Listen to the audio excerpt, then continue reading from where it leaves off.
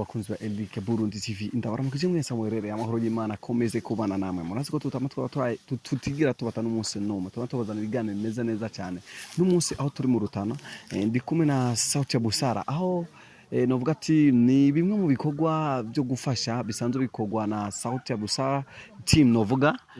rero n'umunsi turi mu Rutana aho baje kugendera umwe mu bantu novuga gize ikibazo rero imbere ya byose reka tumwe kaze na karibu amanze atwidondore. Okay, ndabaramukije cyane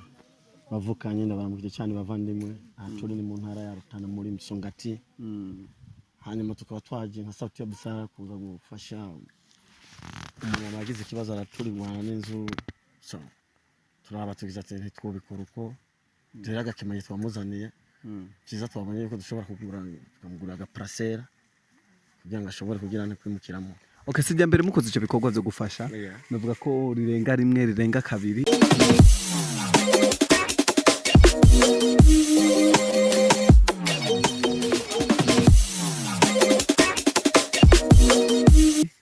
mbe niki kintu cyatumye mugira umugambi wo kuza murashika ku bantu bageze ibibazo hano kuvuga Sauti ya Busara yo isanzwe ikora ibi bikorwa everyday no kuvuga aho baba bashitse hose ibi bikorwa tutoma tubikora muri inzira niyo mpamvu rero urumva kira minsi twebwe ibyo twitangiye no kuririmba dukora Imana mu kuririmba tongera dukorera kandi n'Imana mu gufasha abantu nimba umuntu yagize ikibazo tukamufasha niyo mpamvu twaciye tuza na Sauti ya Busara twese turahashika ngaho kugira ngo ibintu byose bigende neza. Saba ni gute mwamenye washoboye kumenya ikibazo ni gute mwashoboye kumenyeshwa ikintu mwakimenyesho bigenze gute ko mu Bujumbura nino mu Rutana hari kure mwemenye bigenze gute hano kuvuga twebwe kukimenya iki kintu twari urumva social media ni ikora akazi twasanze ibi bintu biri kuri social media hanyuma tuje turabaza ibi bintu byazananye he byavuye hehe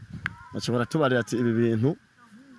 byabereye mu Rutana no kuvuga n'umumama yagize ikibazo yaturirwanye n'inzu mu ijoro turagaruka tubabaze tumaze kuzunguruka tumaze kuraba byinshi turabashimiye ukanya kanyuma duhaye murakoze cyane kandi nanjye ndabashimiye cyane.